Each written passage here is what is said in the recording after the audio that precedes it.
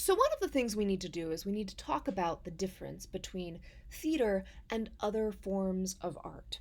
So, when we think about theater, we're really thinking about it's something that has performance. So, if we're thinking of watching a play versus looking at a painting, uh, what are the differences? They're both considered art. They're both considered to express something of human nature, and they're considered to be reflective of the culture and reflective of things that we may not be able to say in words. Um, so we're expressing a lot of abstract things through theater and through visual art. But when we're looking at visual art, the painting is the thing, the sculpture is the thing. And sometimes, like, you can have kinetic sculptures, so sculptures that move.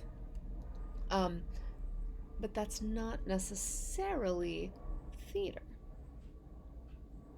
Um, you can also have theater that has elements of visual art. In fact, theater almost always has elements of visual art.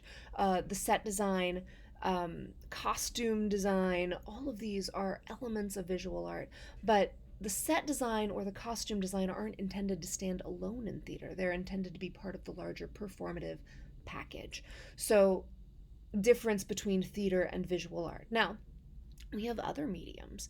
So even if we step into other mediums that have performance elements, there is still a difference between theater as a medium and film, for example. So, what is the difference? Now, this difference is actually up for all sorts of debate. And one of the things that we talk about is that film doesn't necessarily have the same element of liveness. Now, what is liveness? And so the entire definition of liveness is also up for debate. So, do we mean liveness means that the audience and the performer have to be in the same space at the same time? Sometimes. Do we mean that they don't have to be in the same space, but the time has to be synchronous? Maybe, sometimes. Um, do we mean that it was videotaped, but it wasn't edited? And the audience only has one chance to see it? Could be. And this is where we start to get into mediated performance. So before we had film, all we had was theater. And so we didn't actually have to define what it was. But then we invented film. And then after film came digital media. And so we have all of these other kinds of ways to potentially have share performance and share performative storytelling. And so now we start to differentiate medium. We can also talk about performance. So performance can be an umbrella under which theater lives, because theater is a medium which has performance in it, actors.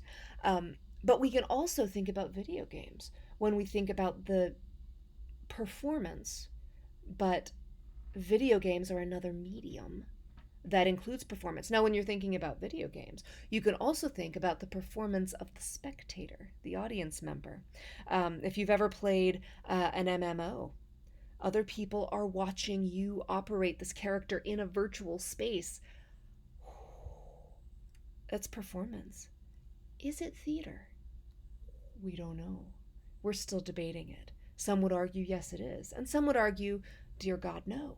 So it's an exciting debate. Now, film totally uses performers.